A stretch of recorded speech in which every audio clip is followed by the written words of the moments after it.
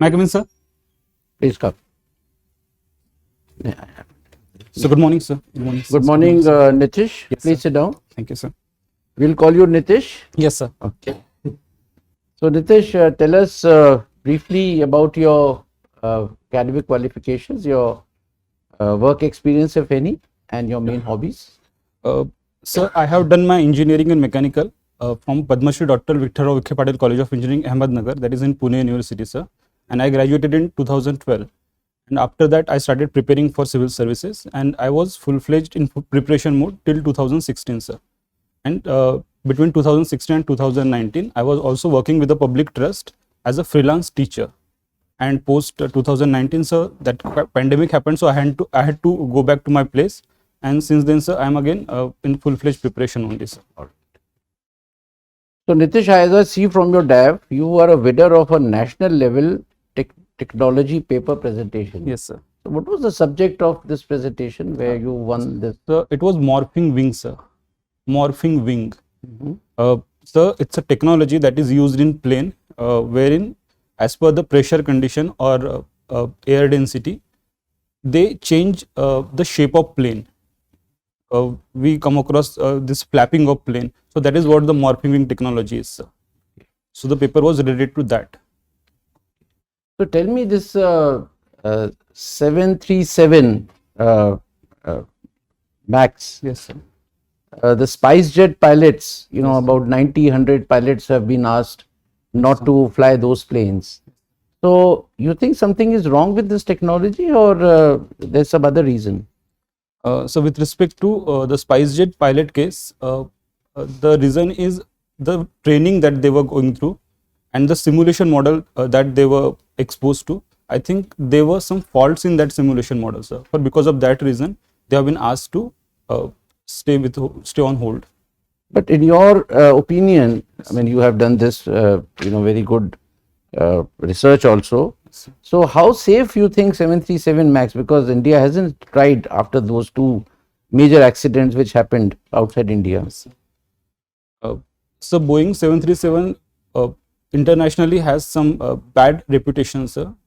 It is being claimed that they are not as safe as expected, but sir, I am not aware about in-depth detail about it, sir.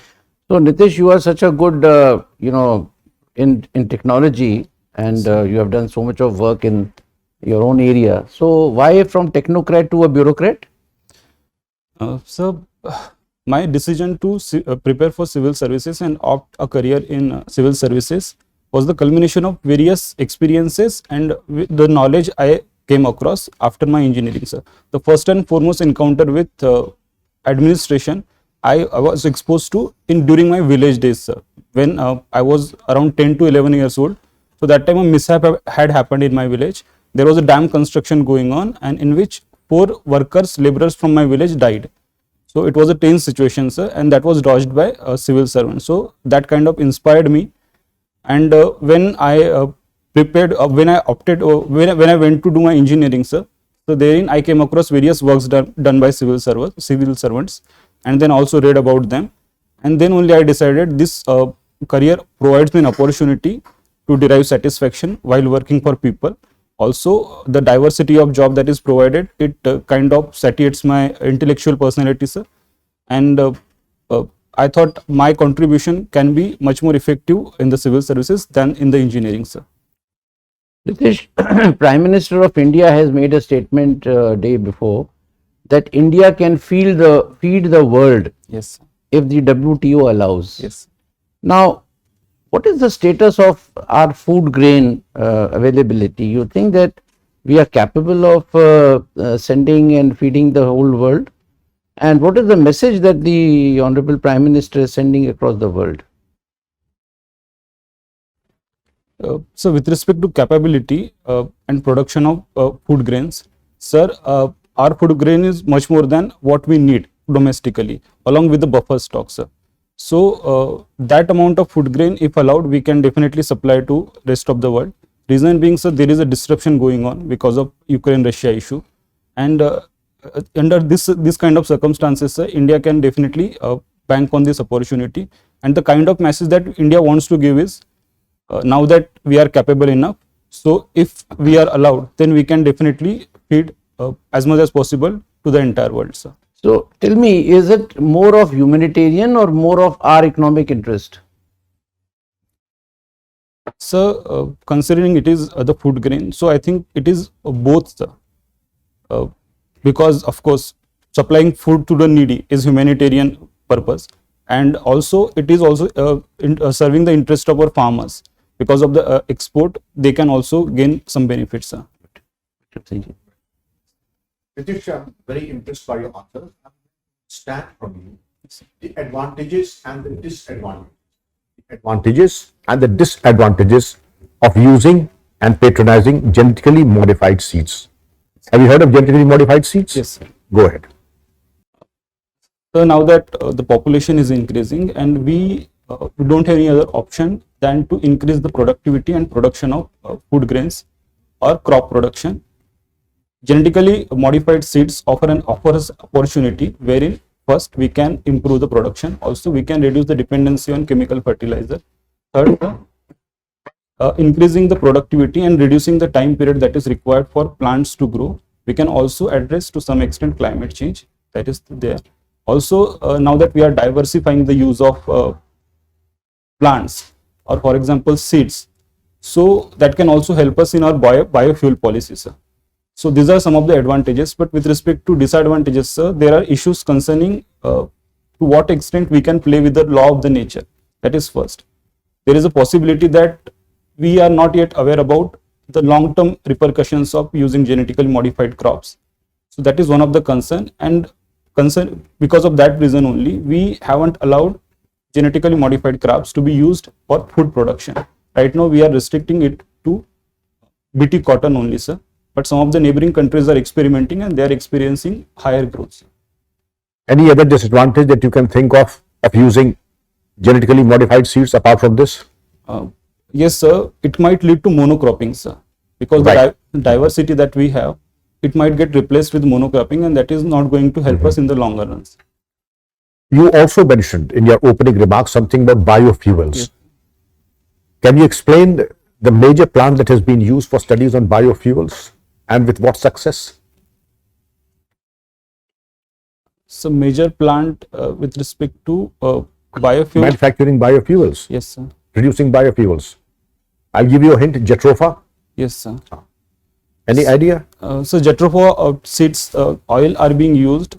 Similarly, sir, some starch-based food crops are also used. When they are rotten, they can be used to produce biofuels, sir. Some of the dedicated plants are also there.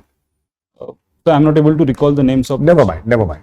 But I would also like to understand that there was a phase in human history when artificial petrol was manufactured.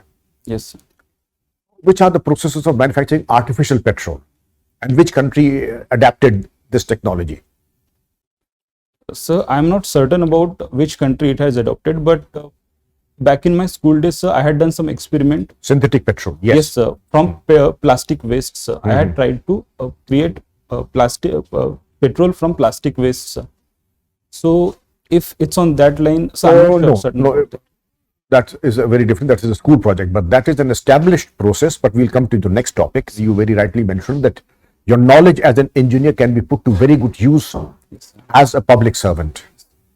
I am very fascinated by robotics. Yes, sir. And you as a mechanical engineer are a district magistrate or a superintendent of police of a district. What use can you put to robotics in administration?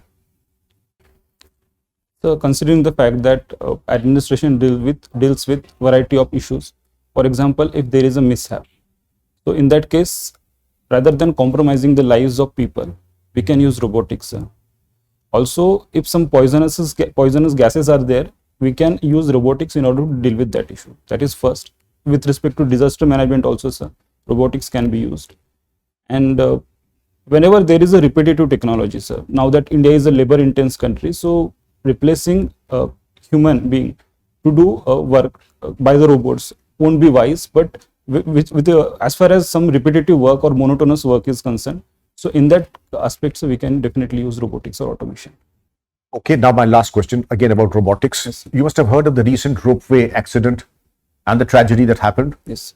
It is said that if we had applied the use of robotics, perhaps we would have been more successful. Not that we performed anyway less, but it is a theory that if we had used futuristic robots, we perhaps would have been more successful. Your take on this? So with respect to the recent accident, it was mainly the lack of maintenance that has caused that accident.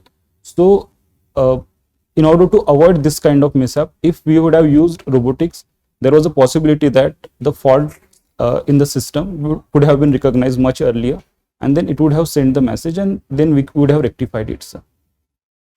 Thank you. So, Nitin, this is just I'll take you to some international relations. Very recently, you must have noticed the US Secretary of State, Antony Blinken, has remarked about alleged, he did not use the word alleged, I am using, human rights violations in India. So what do you think he was aiming at? Whom was he trying to insinuate? Sir, in his remark, he has alleged that, not exactly as you said, sir, not using the word alleged, but he was in a way blaming that some human rights violations are happening in some of the states. So he was trying to raise the concern of that. But I think, sir, it being the internal matter of a country, and also the India upholds rule of law.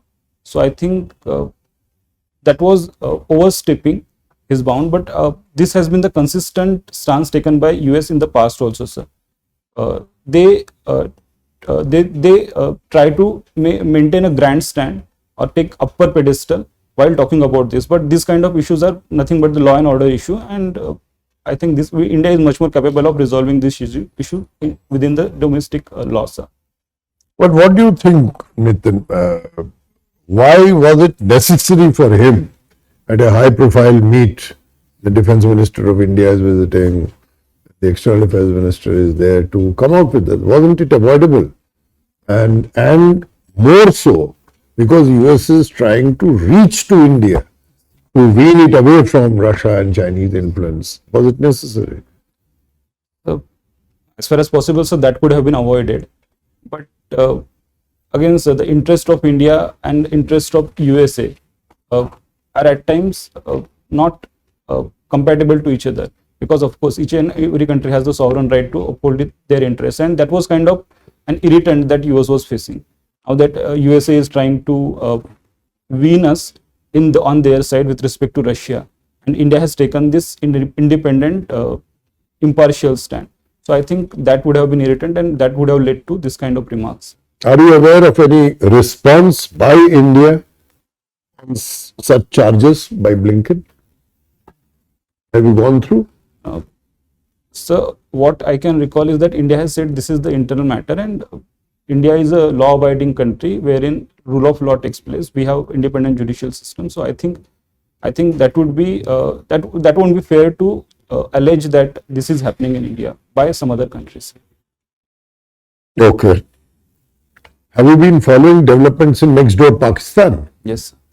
So what is your thing? Will something change with the new regime towards India or not? What is your personal assessment of that? So considering the fact that the new dispensation in Pakistan and also the army chief are both of opinion that they should resolve the issues with India, but I think, sir, this has been consistent stand taken by Pakistan in the past also. At times they have made this kind of remarks, but that was followed by some mishap with respect to a transgression in our internal security matter.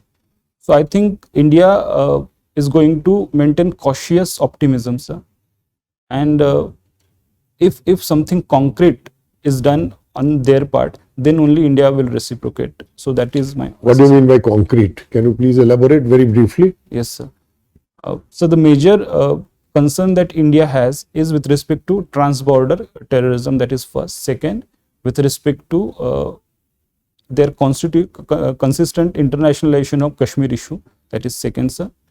Also the claim that they have in Sir Creek, also with respect to some water dispute So barring last two, sir, I think two major, first transboundary terrorism and Kashmir issue. If they can resolve that particular part, so I think in that case India can go ahead with reciprocating with their proposals. Thank you. You are from Maharashtra. Yes, sir. And there are 4 districts in Maharashtra which are aspirational districts. Yes, sir. 8 cities which are smart cities under smart city projects. So what is the difference in the approach, strategy and objectives in these 2 categories of entities? So with respect to aspirational districts, they are mostly lagging on the developmental front, whereas smart city are already at some level of development, whereas we are trying to make them futuristically ready so as to tap on some future growths. So approach that is used for aspirational district is 3 C's, that is convergence, collaboration and competition, sir. Whereas in smart cities, there are various approaches. For example, retrofitting. If within the existing city, some changes can be made in order to make it future ready. So that is being done, sir. Good. Now, your Vidarbha Marathwada region, Yes, sir. they have a serious problem of farmer suicide. Yes, sir. So what, as DM of any of these districts in these regions, what action would you take? In 2 action you can tell me on the the physiographic shortcomings, physiographic deficiency, Yes, sir. and 2 on the social side, because there are social dimensions also to suicides. So with respect to the farmers' suicide in Maharashtra, that is majorly in western Vidarbha region and Marathwada, the main issue is indebtedness, and also the indebtedness is because of the crop failure, and again that is dependent on vagaries of monsoon. So the first physiographic change I would suggest them is to diversify their croppings, so as to not depend entirely upon the vagaries of monsoon, and that too in not investing in water intensive croppings. That is first. And also, sir, if possible, what we can do is they can be encouraged to use some millets sort of crops, and then value addition can help them to address this issue. But again, this is the systemic problem, sir. So not just addressing one part would solve the problem. So there are issues with respect to credit availability also, sir. Then value addition, then marketing, and with respect to social aspects, sir, I think because of the absence of social support system, now that with changing time, the social support system has to an extent reduced, which earlier used to happen with respect to social gathering, some povadas, abhangs that used to happen, some religious or spiritual leaders used to come, and they used to tell them to have this kind of confidence, and some positive approach they used to give. So that if can be reinstituted, so that will solve this to an extent. And also, if they can be made to share their issues with other family members, so I think that would help, sir, because what we have been observing is that the same problem being faced by some other regions of the country, sir, but they are not having that kind of suicide rate. Okay. So India has made I think quite impressive economic recovery after this COVID, Yes. 2 years of COVID disruption. In what way the government of India has facilitated this recovery? So India had two-pronged approach, sir. While we were facing the issue of COVID, so that time India ensured social safety net. So that was to help vulnerable section not to face like much more difficulty. And on this, India banked various fiscal monetary measures, also selective helps to individual sectors. And so because of the fundamentals of our economy that are strong, so we could revive based on the help that was rendered by the government and monetary policies. Thank you. Good morning, Nitish. Good morning, sir. I see your optional subject is public administration. Yes, sir. So I would like you to comment on the statement government has no business to be in business. What do you mean by that? So this statement was made in regard to how efficiently an administration can work if they can be removed from hurry and strife of politics. Considering the fact that politics has some short-term goal, winning the election is their ultimate goal, sir. But administration has to ensure that long-term sustainable governance in the country.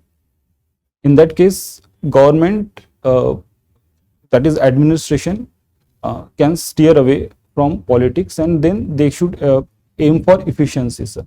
But in this efficiency also, only in those sectors that the government should present, wherein they it is absolutely necessary and they can maintain the efficiency, and whichever sector the private can take part in, or the private can manage well, so that part should be given to private organizations, sir. So what does politicization of public administration mean? So considering the close cooperation that is needed between administration and political executive class, sir. So in a democracy, political executives determine posting, promotion, and some disciplinary actions to an extent, sir. So when it is done solely on the basis of their vested interest, so that is and then they try to influence the administration to make some certain kind of decision that is either favoring the political dispensation or not harming their interests. So this is what is happening in the politicization of public administrations. Okay. Do you know what is Sensex and Nifty? Yes, sir. Okay, so it is said that Sensex or Nifty depicts the true picture of an Indian economy.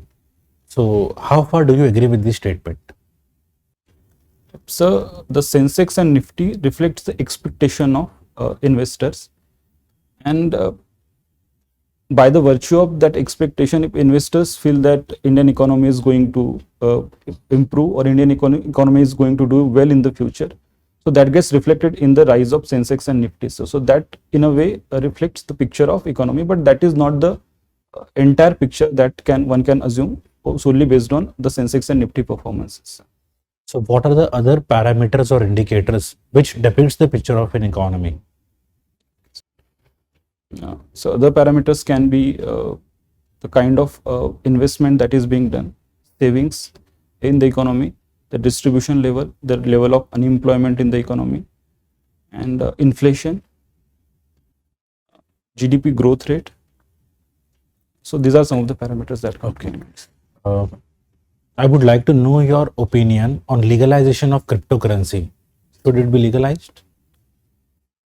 So the cryptocurrency, by nature of it, is an investment instrument and not a currency per se, sir. Because its value gets fluctuated on the daily basis. So till now, sir, we haven't been able to entirely figure out the source destination of its exchange or transfer, sir. So I think it is fairly difficult to legalize the cryptocurrency, and considering the long-term impact that it might have on the stability of our domestic economy, I think we should have cautious approach. Having said that, sir, now that across the world, it is being considered as one of the best tool or instrument for investing. So we can right away reject that proposition as well, sir. So I think if we come across some technology or some new methodology wherein this trend or this anonymity can be avoided, so I think in that way we can decide what should be the future course of action for cryptocurrencies. Okay. And my last question will be from your hobbies and extracurricular activities. Storytelling you have written. Yes, sir. So can you elaborate on the role of storytellers in India's freedom struggle? So the beginning of India's freedom struggle was by enlightened, educated Indian men, Indian freedom fighters. But in order to awake and awaken the mass and common man, sir, the stories have helped them a lot, sir. For example, through Neel Darpan, they have depicted the plight of indigo farmers, sir. So that way the people realized the fact that this is how exploitative this is, although they were facing it. But when someone also shared this through the form of stories, so they realized it, and then they fully participated in the freedom struggle. So also some of the ballads or some of the performances that was encouraged during the freedom struggle, so that also helped them to participate in the freedom struggle. Thank you. So Nitish, our last question would be from a subject of your choice. Let me know. So anything with respect to polity and governance, sir? So tell me, how has technology helped the government in better governance, and particularly to bring down the corruption in public services? So as the technology doesn't discriminate, and also it is dependent on how efficiently we have designed it. So sir, technology first create transparency. It also helps create the easy interface with the government that is there. Also sir, redundant processes can be eliminated through process re-engineering in administration. That is 3, sir. The speed with which delivery can be ensured, that is improved. That is 4th. 5th being sir, the accountability that it can ensure, because with the help of technology or digitization, sir, there is a possibility that every response can get recorded, and that can help to ensure accountability. And also sir, with the help of technology, sir, there is increase in public participation as well. For example, the My Government app, sir. And also sir, to an extent, it has helped to improve the grievance redressal mechanism of the people, sir. So on all these fronts, I think technology has been major game changer for governance improvements. So Nitish, thank you very much.